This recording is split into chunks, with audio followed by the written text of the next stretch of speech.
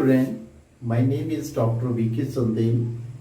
Last video में हम लोग बात कर रहे थे स्पीड, टाइम एंड डिस्टेंस की एग्जांपल लेके, और उन्हीं की कंटिन्यूटी को आगे करते हुए मैं आज और भी कुछ एक एग्जांपल लूंगा और उस पर हम लोग काम करेंगे और मैं ट्राई करूंगा आपको एक सिंपल वे से समझाने की, क्योंकि ये जो क्वेश्चंस हैं टाइम एंड स्पीड के, ये क्वेश्चन आमतौर पर कॉम्पिटिटिव एग्जाम्स में आते रहते हैं। तो एक नए एग्जांपल के साथ हम शुरू करते हैं। पिछली बार मैंने जो वीडियो में किया था काम, उसमें दो ट्रेनें थी, वो एक ही डायरेक्शन में जा रही थी। उस टाइम से हम लोग कैसे काम करते हैं। अब इसमें हम देखेंगे कि दो ट्रेनें हैं, अपोजिट डायरेक्शंस में जा रही हैं। दो ट्रेनें अपोजिट डायरेक्शंस में जा रही हैं, उन दोनों की क्या है, स्पीड हमने फाइंड आउट करनी है। उनकी लेंथ जो है वो सेम है दोनों की, और वो एक दूसरे को क्रॉस करते हैं। जैसे क्वेश्चन में देखिए, हम लोग बात करते हैं two trains running in opposite directions. अब दूसरी तरफ एक ट्रेन इस तरफ जा रही है तो दूसरी ट्रेन इस तरफ जा रही है विद सेम स्पीड। उन दोनों की स्पीड क्या सेम है, और वे क्या करते हैं, और इस ट्रेन की हमारे पास लेंथ जो है कितनी है, 135 मीटर है, and they cross each other in 18 second. Then the speed of this train is, ये हमने फाइंड आउट करना है कि क्या है। अब देखें, we have L1 equal to L2। L1 हम लोग सपोज करते हैं इसकी ट्रेन की, पहले वाली ट्रेन की लेंथ है, और L2 जो है वो दूसरे वाले की, दोनों की सेम है। यहां पे लिखा हुआ है सेम स्पीड है, और क्या है उसके बाद लेंथ, इस ट्रेन लेंथ भी क्या है उनकी सेम है, तो इसलिए ये 135, और स्पीड भी S1 और S2। S1 पहले वाले की हम मान लेते हैं एक ट्रेन की, और S2 हम दूसरे वाले ट्रेन की मान लेते हैं। इसको हम सपोज करके x में मान रहे हैं, x मीटर पर सेकंड के हिसाब से मान लेते हैं।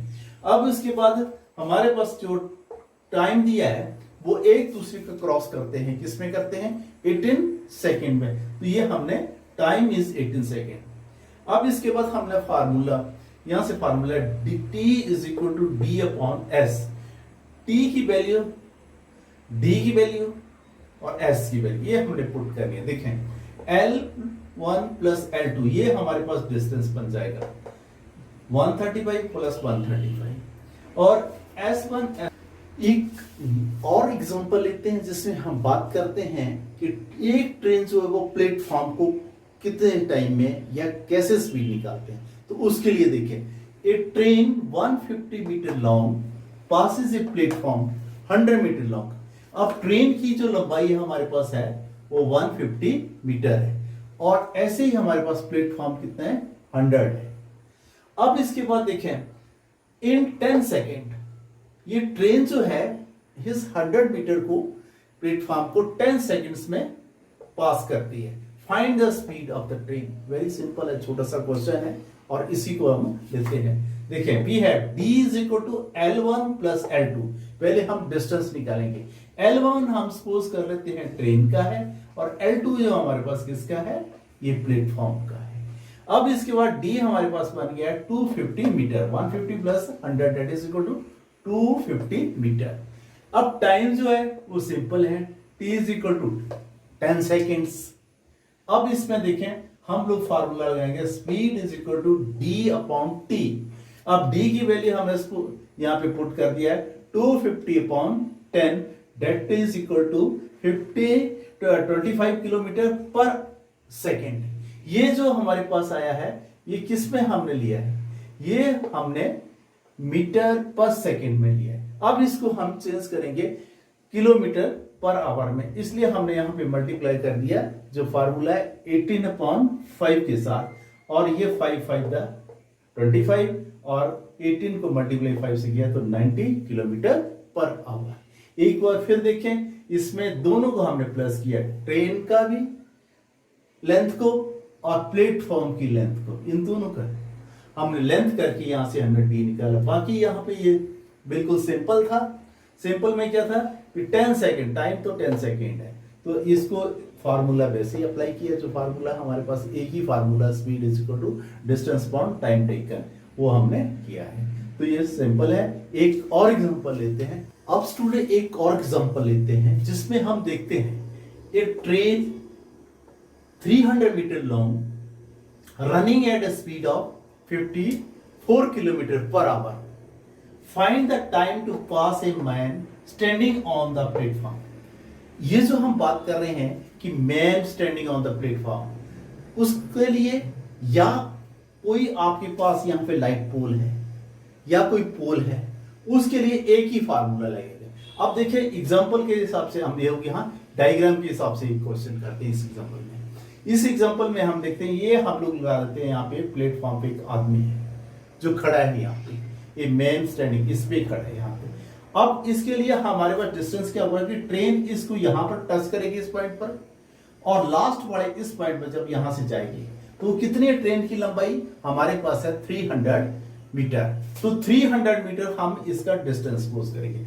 इस पॉइंट पे गया है और लास्ट में फिर हमने इस पॉइंट पे पहुंचा, तो डिस्टेंस कितना कवर हुआ, जो ट्रेन की लंबाई है वही डिस्टेंस होगा। चाहे आपने ये फार्मूला जो है मैन के लिए स्टैंडिंग ऑन द प्लेटफॉर्म, या उसके बाद आपने यहाँ पे कोई लाइट पोल है या पोल है, या फिर इसके बाद हमारे पास कोई ऑब्जेक्ट है जो यहाँ पे स्टैंडिंग है, तो उसके लिए हमने एक फार्मूला यही लगाना है। अब डी हमारे पास है, D is equal to L1 that is equal to 300 metre. अब इसके बाद स्पीड है 54 किलोमीटर, 54 किलोमीटर पर आवर के हिसाब से इसको हमने अब सेकेंड मीटर पर सेकेंड में चेंज करना है। तो मीटर पर सेकंड के लिए हम लोग 5/80 लगा देंगे। तो अब इसके बाद ये कैलकुलेशन के बाद हमारे पास आएगा 15 मीटर पर सेकंड। ये हमारे पास स्पीड आ गया, speed equal to 15 metre per second. और फार्मूला हमारे पास टाइम का जो फार्मूला हमारे पास T is equal to D/S। D की वैल्यू हमने ये 300/15 और इसके बाद कैलकुलेशन ये आ गया 20 सेकेंड। तो उस ट्रेन को जो प्लेटफॉर्म पे खड़ा था उसको ट्रेन को पास करने में कितना टाइम लगा है, 20 सेकेंड लगे हैं। तो इस ऑब्जेक्ट के लिए जो यहाँ पे स्टैंडिंग है कहीं भी, तो वहां पर आपने एक ही ध्यान रखना है कि उसके लिए हमने जो उसके लिए डी की वैल्यू लेनी है, जो ट्रेन की वैल्यू होगी वही हमारे पास डी की वैल्यू। ये फार्मूला है, इसमें ज्यादा टेक्निक्स नहीं है, बस इस टेक्निक्स को आपने याद रखना है।